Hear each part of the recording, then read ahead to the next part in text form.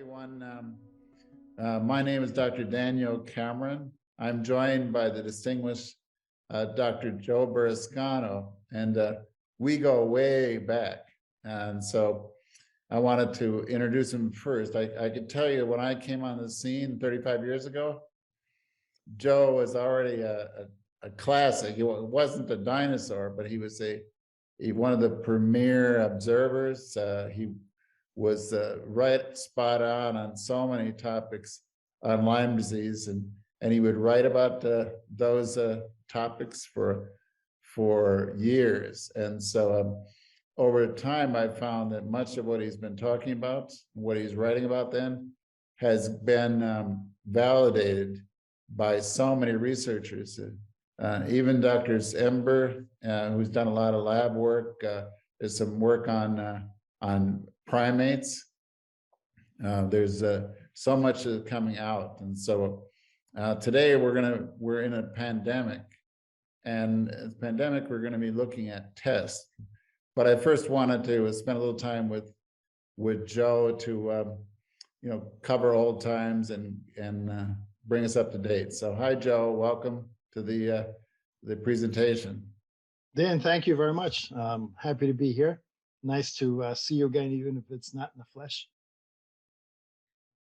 So Joe, when we look at this pandemic, I wanted to tell you what I'm up to as an introduction. Is that I've been working with patients so much on that tough decision. What do I do if I get COVID? How am I going to prevent COVID? Since Lyme disease has such an impaired immune system, that what will happen if I get COVID? And also, this particular year, there's been a lot of discussion of, well, what if should I take the vaccine? What will that vaccine do to my Lyme disease? And so I did a survey. So I wanted to I'll get back to the survey later, but the survey is beginning to address those all important questions. So besides that survey, and that survey's on my website, I wanted to spend a little bit of time on what you've seen about this pandemic and what's your experience with the pandemic, because you've already been through the Lyme epidemic. And can you give me some reflections on where we're at? Well, the two seem to be intertwined in such a very deep way. I was working in the laboratory sphere, as you know. One of the things that has come up is testing for COVID using T-cell reactive assays and immunoblots. And one of the very interesting things that was found in the research is that people who have COVID, PCR positive, proven clinical COVID, will respond well both by immunoblot, which means B-cell antibody, as well as by T-cell reactivity. But people with the vaccine, although the antibody levels are high, the T-cell reactivity is very sporadic and not very strong. And the interesting thing is that the T-cell assay that's being done, it's an ELISpot. What that does is it measures the production of interferon gamma by the T-cells after they've been exposed to whatever pathogen you're testing for. And the release of interferon by the T-cells starts with the natural killer cells, and then it moves on to other acute reacting T-cells. It then moves on to the T-cells that mediate the acquired immunity. So the funny thing is, and not funny, but the interesting thing is, as we know, a lot of Lyme patients, especially chronic Lyme patients, have impaired immunity and specifically impaired natural killer cell function. So if the natural killer cells are the ones that are the first line of defense in COVID, you could see why people who have active Lyme disease might be at a higher risk, because their natural killer cell reactivity may not be that great. And even getting vaccinated may not boost that much. There's a very small cohort of patients who've had a third dose of vaccine and then been tested by T-cell, and their response, which initially was almost zero, got very strong again. So you can make the case for vaccinating a Lyme patient simply on the criteria of natural killer cell function and early response of T-cells. I don't know if that answers a question for a lot of Lyme patients who are reluctant to get the vaccine. If you think about the work done by Rich Horowitz and others, there are things you can do, especially using glutathione before and after the vaccine, that I found great advice because I've used that a few times with patients of mine and colleagues of mine and others who get my advice. And it's really, really been a helpful thing. So I know that you have spoken before that there's a risk for Lyme patients to get the vaccine, but there's a risk that's even greater for Lyme patients if they get COVID. And I think this is an example of that. And also, this is an instance where there are interventions that can be done. You can see I'm wearing my FLCC shirt. And I like to go by their recommendations for COVID, but also I like to add to that a few of the other things that Rich Horowitz has been promoting and others. So I know I'm getting way ahead of this whole discussion, but I see that there's a very real concern about the interaction between Lyme and COVID. Plus, diagnostically, I mean, there are people who have gone to emergency rooms, and this is the literature, who have an acute onset of an illness in the summertime, and they go to the emergency room and they're told they probably have COVID, go home and take care of yourself, when in fact they had a tick-borne disease that was not even diagnosed, not even considered. And it's because early symptoms in both illnesses may overlap. You get low-level flu-like symptoms in both, headaches, fatigue, and so forth. It's only later on in COVID you get the respiratory symptoms, and only later on in Lyme you get the migratory multi-system symptoms that characterize it. So clinically as well as laboratory-wise, there is a definite overlap. Now, Joe, just as you move forward, is that so many of my patients are concerned because Lyme disease affects that immune system, affects the T cells that you talked about, the B cells that you talked about so much, and so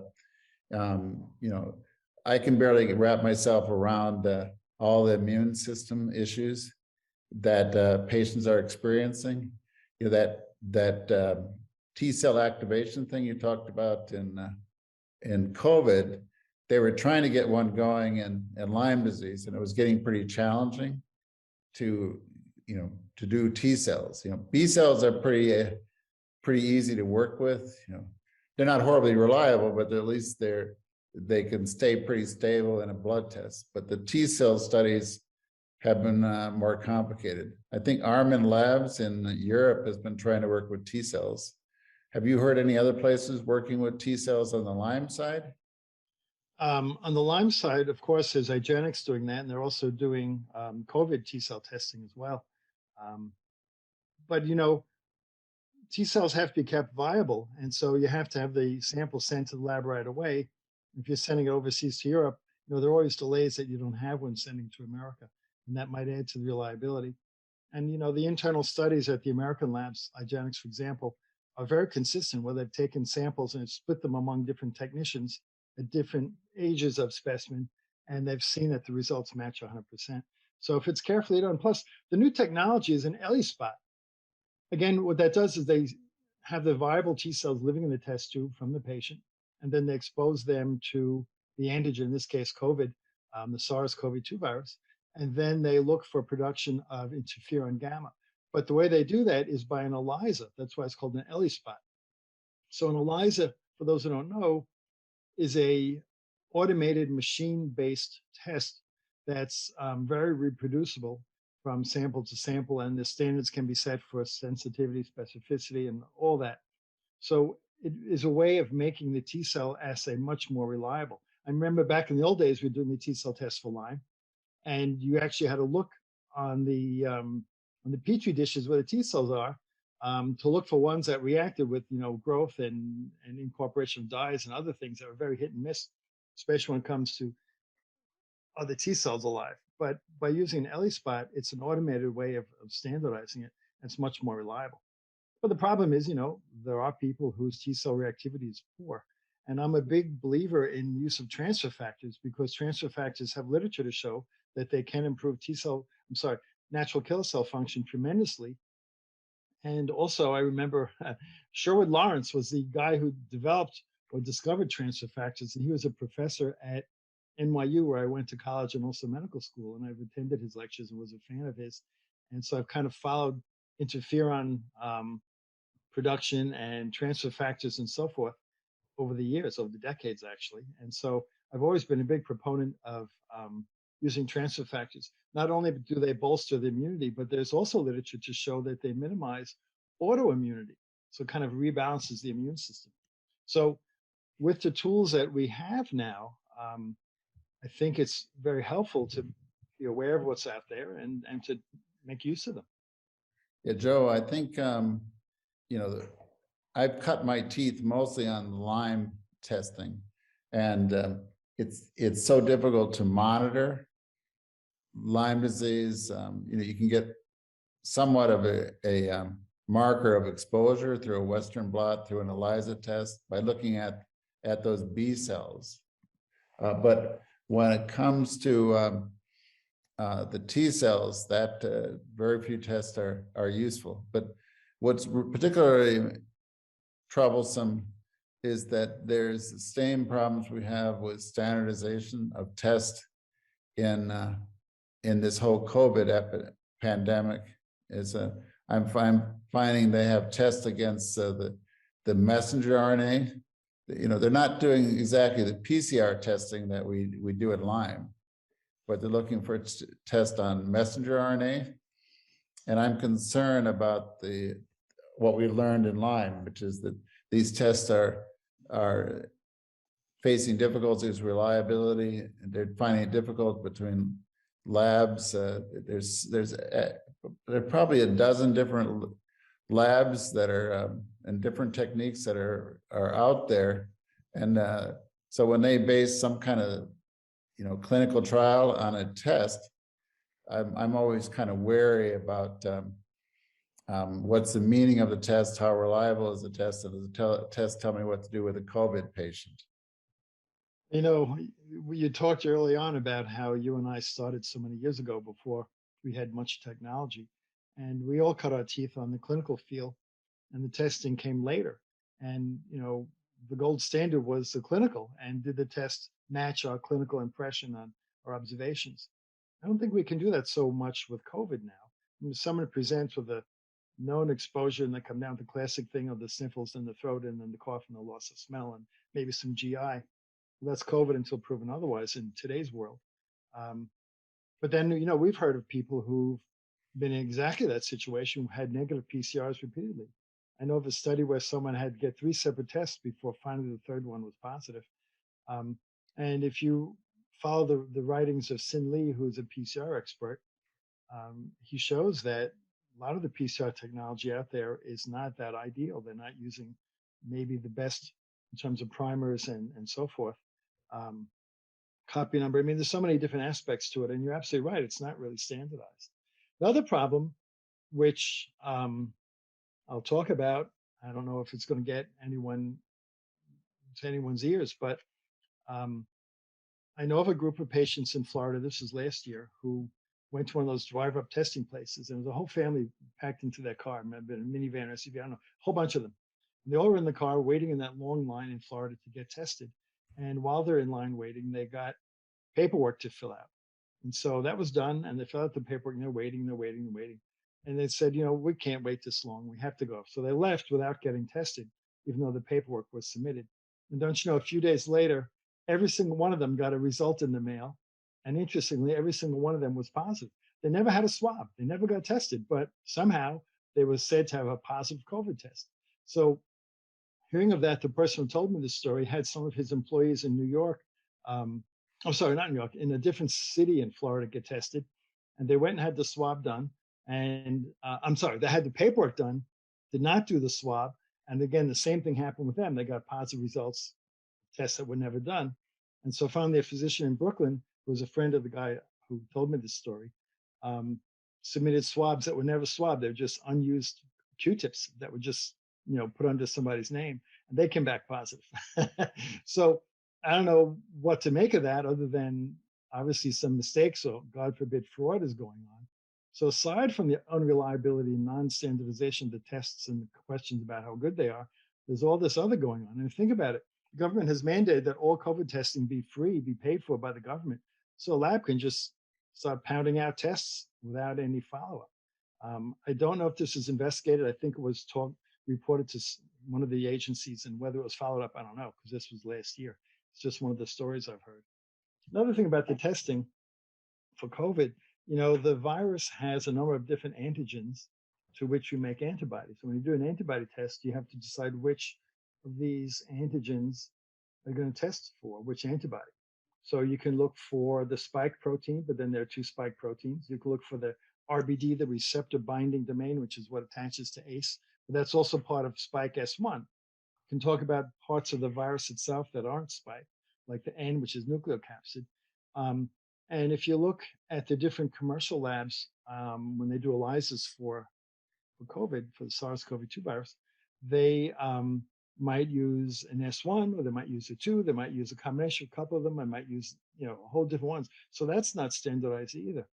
One of the things that was done research-wise here in America at the Agenics lab was they do immunoblots for COVID, which is much better because they look for all four of these major antibodies. They look for the RBD, separately the S1, separately the S2, and separately the N, the nucleocapsid.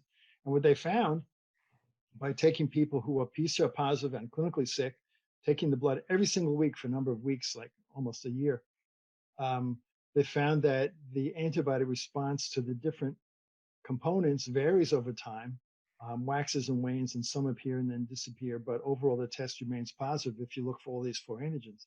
So that just proves that if you're not looking at all four of the major antibodies in the blood from the antigens, you're going to be missing some of the people. Likewise, a T cell response. And T cells respond early. They're the first ones that get things going, and then later on the memory cells. And if you do testing for T cell reactivity early in the disease, just like in Lyme, it's positive at a much higher rate early on, but you get a month or two or three into it, and you're not going to find much. So it's not just the test sensitivity, it's knowing when to do the different tests. And that's why, just like in Lyme with COVID, you're better off doing a lot of different tests. You do all the different antibodies you can, like with the immunoblot, you do the T cell reactivity assay, which is an ELISpot. And then you can also do the thing they call a T-detect, which looks for changes in the transcription of the T cells and memory T cells to show whether they've had exposure. Now, that's not a reactivity test. It doesn't show if your body's making an immune response. It just shows whether it's been exposed, kind of like an ELISA test for Lyme. So it's not as useful, but it still is a marker for reactivity and exposure to the virus. So Joe, I wanted to review a couple things that you're addressing. One is that these tests have some reliability issues, which we ran into in Lyme all the time. I run into patients all the time where everybody in the house had Lyme. They had clinically, they think they had Lyme. They were just as sick as somebody else in the house, and the test doesn't show it. So my suspicion is that it's not only just the test and the variability of test, but that the immune system that each person has responds to the infection differently. Because we know from Lyme disease is that some people have a tremendous amount of rheumatologic problems. Others have neuropsych issues. Some have POTS. And it seems like even in COVID, that not all COVID patients are alike. You get some kids where they have a lot of gut issues, diarrhea issues, but they can have an awful lot of hematologic issues. Adults have these, in addition to the respiratory, some of them have kidney failure, some of them have all kinds of other presentations. Some end up with a long haul type thing. So I can't help but think that that there's variability in presentations based not just on that COVID, but based on your own immune response. And that's what my concern is when I talk to patients, is that will a Lyme patient respond to COVID differently and more severe than someone who hasn't had an impaired immune system? So I was wondering if you could reflect on your understanding of the immune response that some Lyme patients have had, and does that give us some information for where we're at with COVID? There are parallels there too. For example, in chronic Lyme, whether you define chronic Lyme as 6 months or 1 year of ongoing illness, that's up to debate. I use the 1 year mark, because that's when I see documented in my patients decrease in T cell and B cell response. But anyway, In chronic Lyme, as we've been saying, there can be a decrease in immune responsiveness. Um, in COVID, the same thing. Early acute COVID, there's a very robust immune response, but later on in COVID, because of T cell exhaustion and other things, um, the immune response falters, and that's why people who are very sick with COVID often come down to secondary bacterial or fungal or both infection that complicates the COVID. So you're right about how the immune system is a big part of it. Another big part, which I very rarely see discussed, is inoculum size. Just like with a Lyme patient, they get one tick bite and one exposure to Lyme, they might get mildly ill and be over it with a simple course of antibiotics. But they get it again and again and again, or have several tick bites at once, they get a huge bacterial load, a huge spirochete load. They get much sicker, and it's much harder to get them better. Well, the same thing holds true, obviously, with COVID. Um, People who have a very light viral exposure from a casual, quick contact has- will have a much milder illness than someone who, for example, in a healthcare setting with improper, say, personal protection, can have a very high viral load. I just read an article today about how people who have the highest rates of bad COVID are those who do a lot of commuting because they're constantly exposed to a lot of people, a lot of different virus loads, a lot of exposures. So all has to do with pathogen load. And the more pathogens you have, the sicker you get and the more immune response suffers.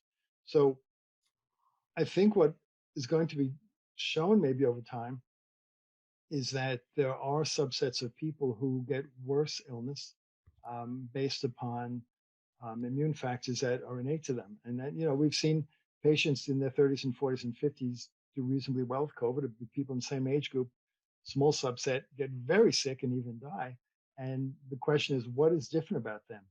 Um, with Lyme, we've done immune studies over the years. So I think that's very early now for COVID, but it should be done.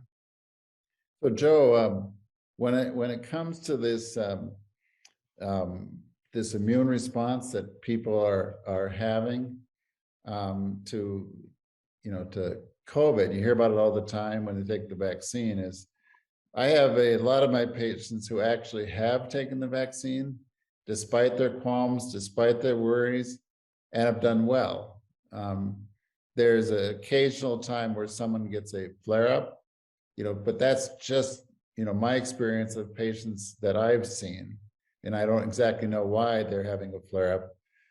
But I wanted to, back up for a second because this session with you is to sort of look at COVID, but it's sponsored by this survey I'm doing called Lyme disease and COVID survey, where I have have had as many people as possible to try to write down what their experience is in a formal survey as to who took the vaccine, who tolerated the vaccine, who had side effects, which vaccine had the most side effects, and who's been through COVID, who's hesitant or resistant to take it. So, I can't just go based on my own experience. It's this survey where I've had a great response will look past what our own view is of COVID, and I can see people getting a better sense of what everybody's experience is if you do a formal survey and do the stats, do the tables, do the charts. I'm preparing for this ILADS conference in a month, where I'm hoping to share the initial results of what people's experiences with COVID and with the vaccine. Well, by the way, I should mention that it's Dr. Burrascano that doesn't need an introduction, but those who join us on Facebook Live and those who are joining us on this Zoom meeting, just thought I'd catch that rare person who doesn't know Dr. Burrascano, and I'm Dr. Cameron. All right, so now you did a survey before that you worked hours and hours on. So what was your experience in the early days of why did you want to do a survey, and what was that experience like, and why did you do a survey back then? Well,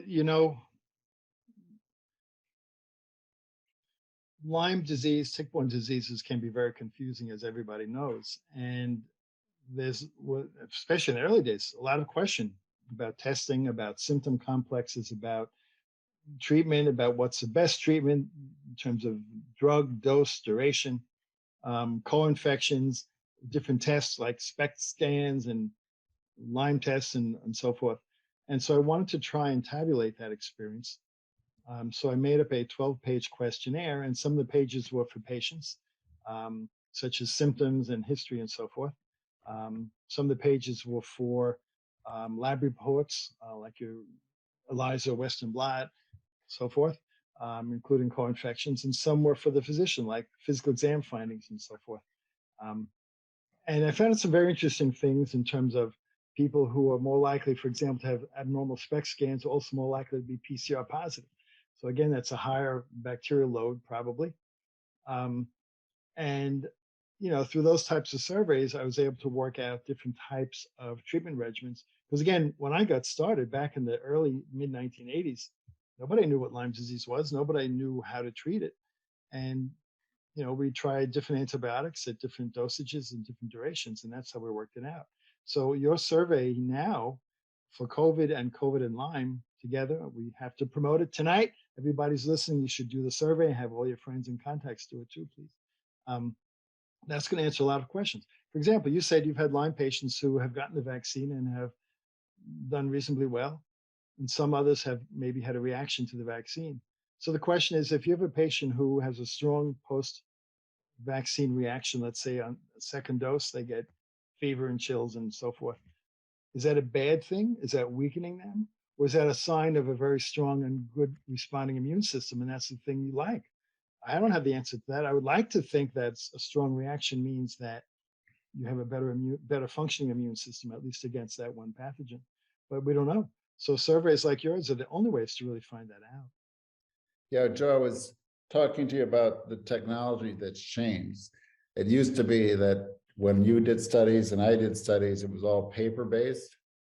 And then someone would have to type it all in and do that kind of thing. So that technology has come along a long ways. So one can do it on their tablet, on their iPhone. And it's interesting, the technology to be able to take a survey, and one survey goes one direction if you've had COVID and drills down to what's going on with that COVID that you experience.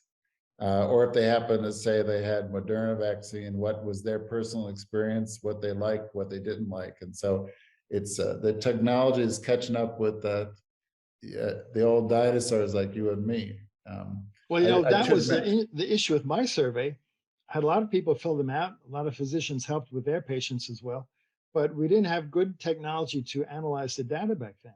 I mean, the paperwork, it was all on paper, but it was scannable forms, like an SAT exam where you fill in the dots with a soft pencil, and it got scanned in a machine, and you had all those raw data. And the hard part was trying to analyze all that, graph it, statistically analyze it, and so forth. Nowadays, all that is automated. I wish it were that way back then. Yes, Stacy Groden had worked with you when she ran Turn the Corner. Yep. That whole organization with Stacy's leadership did a lot to support your work. And of course, that organization is now the Global Lyme Alliance. And so they're continuing to try to advance this field. I just found doing this survey that endless amount of hours of filling in dots, filling in information, getting someone to transcribe it, and then figuring out how to organize the information is, I learned from those times. And so I'm trying to avoid the endless hours and weeks and months of doing that. So I'm working with a statistician right now to, and I have that person spend the endless hours. Yeah, they can go their experience, but since it's already in a database and already in there and done with the right variables, I can get a better sense of the topics. Because one of the topics I'm looking at is there a difference between men and women? Because women sometimes has a really strong immune response to Lyme. But in the COVID field, women have an extremely strong response to the COVID. In fact, their vaccine response in some studies is 3 times higher than men. So by looking at this data, I might get a better sense of, are women with Lyme responding to the vaccine differently than men with Lyme. And so that simple question is, I'm fascinated by it. And so that this kind of data will help us with something simple like that. Also, the different vaccines are made differently, have different dosage of antigen in them and different added constituents. So for example, the amount of mRNA in the Pfizer vaccine is 30 micrograms per dose. In Moderna, it's 100 micrograms per dose. And recent studies have shown that people who've gotten the Moderna vaccine have a higher and a more persistent antibody level than those in general who got the Pfizer. Of course, it's a very individualized thing. And I know there's one question on the chat about side effects of the vaccine in someone who has chemical sensitivity and so forth. Well, the mRNA vaccines have the polyethylene glycol as really the only ingredient. There are no adjuvants, there's no aluminum, there's no other cytotoxic things in there. And as Rich Harwich has said, good dosing of glutathione can help get around the PEG that's in that vaccine. Whereas if you talk about an adenovirus vectored vaccine like the J&J and the ones in Europe and Asia, you're introducing a virus that gets into the nucleus that does have effects of DNA, producing the mRNA, and you have adjuvants and other things in the vaccine that people have much more likely to react to if they're a reactive person to begin with. So a survey like yours is very helpful, especially in a Lyme patient who might have chemical sensitivities and some immune dysfunction, to try and sort out not just gender, but vaccines themselves. Well, one of the things the questionnaire asks is what kind of illness you have as a comorbidity. So the more people that fill out the survey, I am hoping to drill down to some of those immune issues, POTS issues, multiple sensitivity, because if I get enough people to do the survey, right now I have 700 people who finished the survey. But the greater the number who step forward and share their experience, the more I can drill down to see if some of those subsets are affected by the disease, how far they're affected by the disease. Because during in the chat line, there's that particular question. But what I did need to do is do a shout out for children, because the study enrolls 12 to 18-year-olds and instead of just adults, and there aren't many studies that include children. And that right now I have like 13 people who have children who filled out the survey. So if I get a lot more people who encourage their children with Lyme to fill this vaccine out, this COVID and Lyme survey, I can get back pretty quickly the information about their experience with COVID or their experience with vaccine or the boosters. So definitely, if you know of any child, or if you have your own child affected and they're 12 to 18, encourage them to do this survey. Now, this survey is to publish it in a journal has to be go to an institutional review board, has to have consent form. So you might look at it first and get scared by a consent form, but that's to protect information. So definitely children, I need people who are worried about the booster, and also people who just don't have Lyme. They don't have COVID anyway, because I need to compare people with COVID to people without COVID. And so it's I'm as you know, I'm an internist, but as an epidemiologist, I trained at the University of Minnesota. I've always been wanting to do a study that really can drill down to information, and this is a perfect time to do something like this. Certainly, as you could tell, I'm pretty excited about the response from the Lyme disease community to helping out, and just thought that I'd use this opportunity to not only talk about the survey, but also to catch up on an old friend, Joe. Well, what you need to do now that you've talked about your survey is tell the people listening where to find the survey and where to get it to fill out. You need to give them the details. Okay, well, that survey is is right on my website, which is Daniel Cameron MD is it www.Daniel Cameron MD, which is my website. There also I'm going to have someone post the link in the chat section, but it's pretty easy to find that survey. I can mention that this is being streamed on Facebook, and there have been people responding to the Facebook Live. Several have said they've tolerated the vaccine. So in addition to what the vaccine does, and they're in a survey, like this one says, I've never had Lyme. My husband does. I want to ensure he's not afraid to get a booster. So this kind of survey will help understanding, well, what does happen during booster. This one says I had chronic Lyme for 10 years. I've been vaccinated. I will not get the booster. They were hospitalized 10 times this year during the COVID, once in ICU. So that person actually had more issues with COVID. You see, now, not to interrupt, but this is where the testing comes in, because now that we have immunoblots and T cell reactivity assays for the SARS-CoV-2 virus, the virus that causes COVID, if you've had your first dose and you're reluctant to get the second dose, then by all means, what you do is you get the immunoblot for the SARS-CoV-2 virus. It's available at IGeneX to see what your antibody status is. It might be worthwhile to get the T cell reactivity test done. They call it a T detect, I think it's called. I'm not sure. Anyway, so that's a test you do at IGeneX. And this way you might have a better idea. Do you need to get the vaccine or not?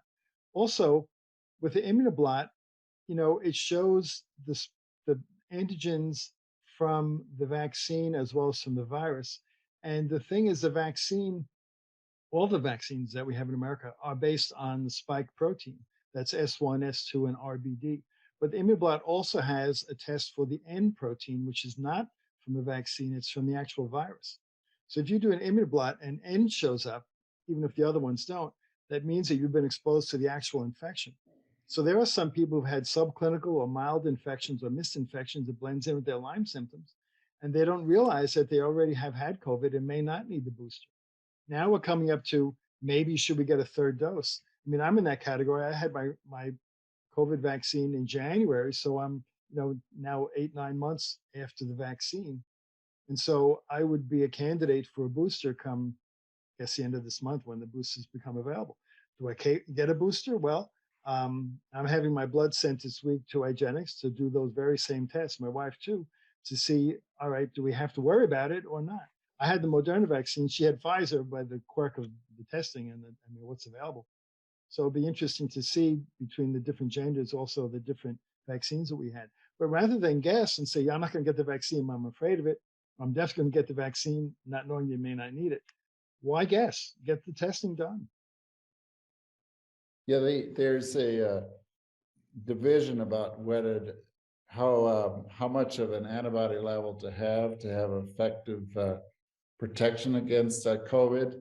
And then there's always the question about natural immunity, that will that be enough?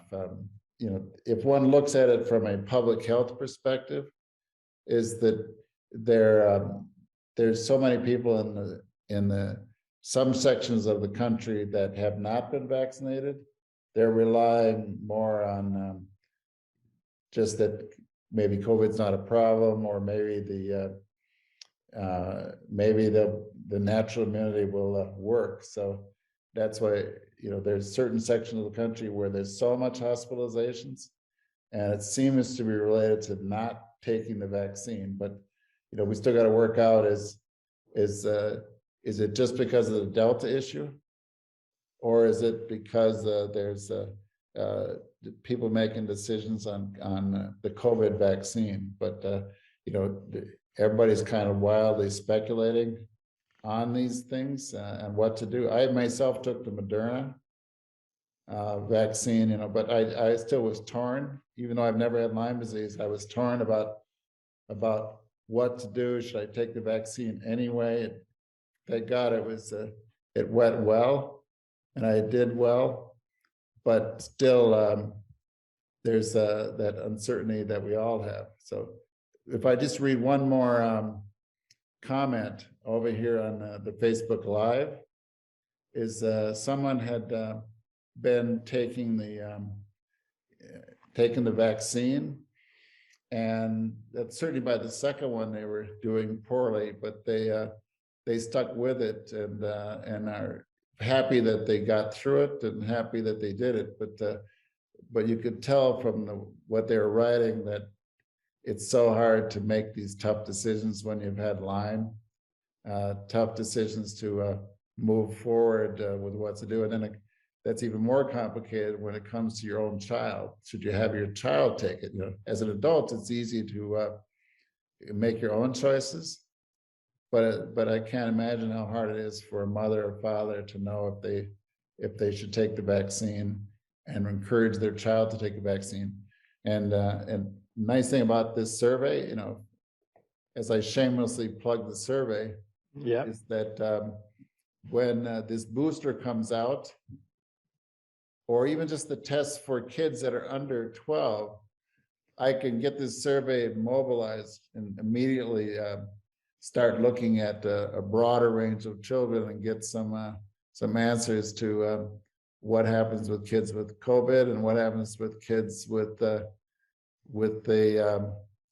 vaccine to worry about. So I think that this type of technology is going to help with addressing those tough questions that every parent is facing.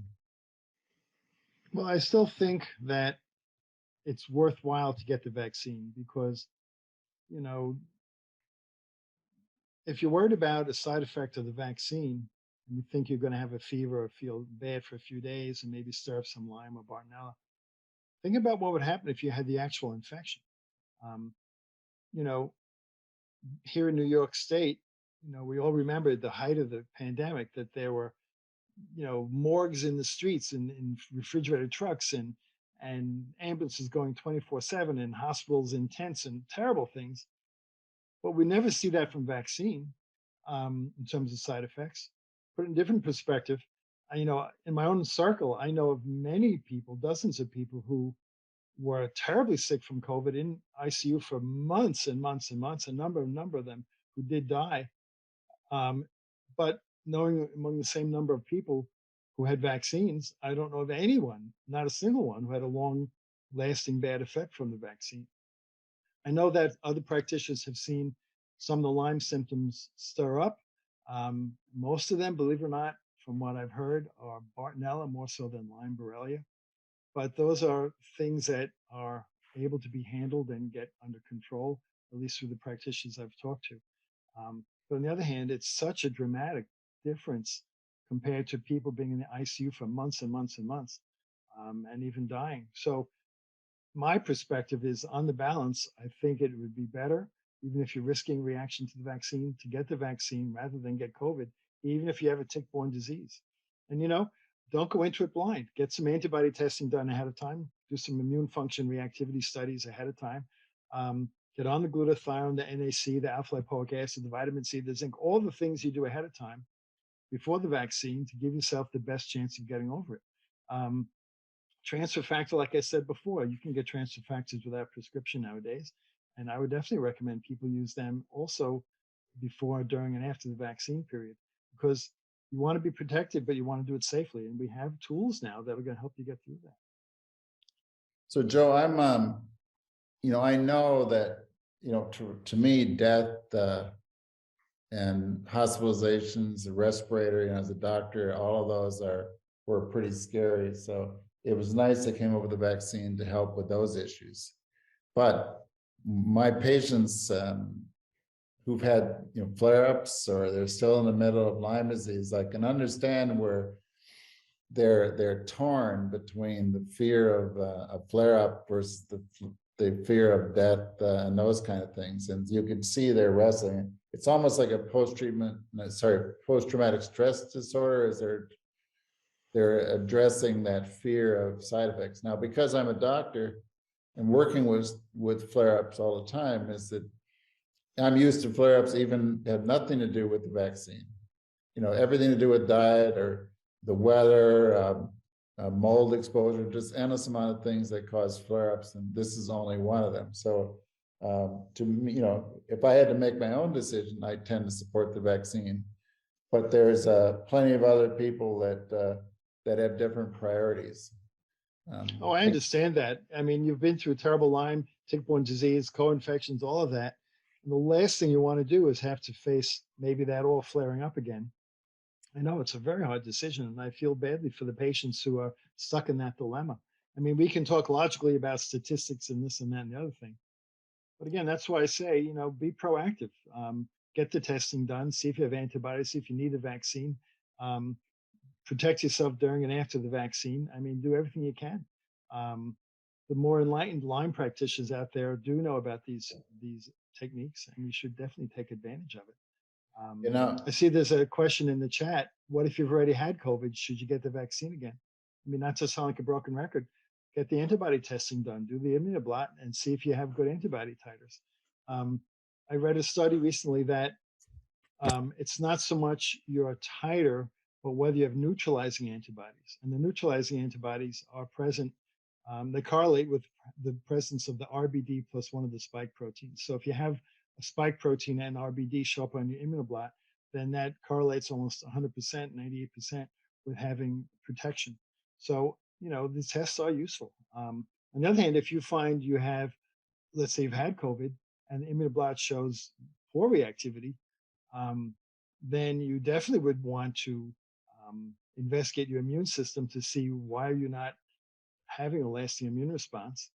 And if nothing, really out of balance is found, then you really would be a vaccine candidate. Now, I'll tell you another thing, which I thought about. I haven't seen it done. Lyme patients in my practice often would be in a position to get other vaccines, for example, flu shots. And the question is, do I take a flu shot and get all flared up? And one of the things I used to do quite successfully is give them a half a dose of the flu shot, wait 2 weeks, and give the other half. It's clinically seemed to offer them as much protection as a single big dose. And it was much easier tolerated. Now, I don't see anyone talking about doing that with COVID vaccines. And that would be an interesting thing for us to work on. But I don't know how you would ever give someone a half dose, since we as physicians don't have control over dosage of these things. so Joe, we're approaching to the time where we're going to have to close, and so I want to just wrap up a few things. I can, I'm learning from all of the sources that I can. I want to mention the Delta virus, because individually it seems that if nobody can find out if they have the Delta variant. And so what I've read is that they don't have the resources to drill down to you and whether or I have the Delta. They take like samples, like 750 samples in a certain region, to see in that pool how many have it in that region. So that when they say it's 90% chance of the Delta variant, that's based on that kind of numbers. And then of course, Right. some people are grumbling, saying, well, how do you know, is it true if you don't know individually? But I read all these issues trying to address, is there some cover up? Is there problems? It's just that we're sort of stuck with making these tough decisions now. I would much rather wait for real, tedious long-term research. You know how long the FDA takes to get anything done? Yeah. The CDC sometimes takes longer on some subjects. They haven't even gotten very far with the Lyme test, and we don't have a great test with Lyme to tell when you're better. They barely can handle some of these new tick-borne illnesses like Borrelia miyamotoi, tick-borne relapsing fever. I know iLads is talking about it, but I know the Genix lab you're working with at least keeps investing in new tests to try to come up with a better mousetrap, a better test for Lyme. And I'm hoping that with COVID, that there's some better tests that we can rely on to help us make these tough decisions. Yep. I think that's really key, because, it's one thing to diagnose it with a swab or that type of a test, a direct test, but then that's not the issue so much as, right now, what? Um, Are there antivirals I should take? Are there immune system modulators I should take? Do I get a vaccine? Am I still immune? Am I not immune at all? Did the vaccine not work? Did the COVID not give me immunity? So if we have some good standardized testing that people all have access to, I think that's going to help an awful lot. Yeah, so one of the things I mentioned and I wrote a couple blogs on this subject is that over time, there's an endless amount of people who tolerate it and are thankful they got through it despite the nervousness. But for every one of those, there's another person concerned or worried with flare-ups, and so I'm just gonna mention that survey is that instead of this random type of information, it's nice to have better numbers behind what is your personal risk, and you still got to make your own decisions after you look at the stats as you look at the numbers. So but Joe, is it given that we're close to the end of our time together, is that can you reflect on anything you'd like to add to our presentation? Well, I think that you touched on the high point is that COVID, just like tick-borne disease, is a combination of the laboratory and the clinical assessment. And the clinical assessment, I'm not just talking about a physical exam and that kind of thing. I'm talking about your survey. We need the data. We need to look at this kind of thing. And the beauty of your survey, besides being very complete and flexible, and I took the survey myself just to see what it's like. It's also, if you can get this tabulated in time for ILADS, I mean, we're only talking like a month away from now. So we're going to have some pretty useful information pretty quickly. And that'll coincide nicely with when people are being asked to consider a third dose of vaccine. So I think that's really a key, is to have the survey done and get the results out there. And then once the results are in, to spread the results around so people know. That's the thing. Yeah, the turnaround, I'm hopeful it'll be rather quick. And so I'd like to not only share it with the ILADs, the professionals, but that will give me a good excuse, because often if I present at professional meetings, it also allows me to discuss those topics with the public through my website, through colleagues that I see. And so I'm hoping that this survey will get that dialogue that we need to help with these all important decisions. So, well, social media will help, and also public relation news wires and all those other sources you should take advantage of, because it's important information, very important information. Okay, so Joe, thank you so much for taking time out of your busy schedule and spending this time with me. And I'm sure all the people in the Lyme disease community are happy to see your face once again in front of us all, sharing your wisdom. So thank you very much, Joe. Well, thank you for having me, and thank you for all that you've done and continue to do. Your website is a great resource. The survey is another example of all your talents and your value to us all, besides being a good personal friend. So thank you. And I thank everyone who's tuned in tonight. Please do the survey. And thank you all. So I'm going to sign out now. So thanks, everyone. Good night, all.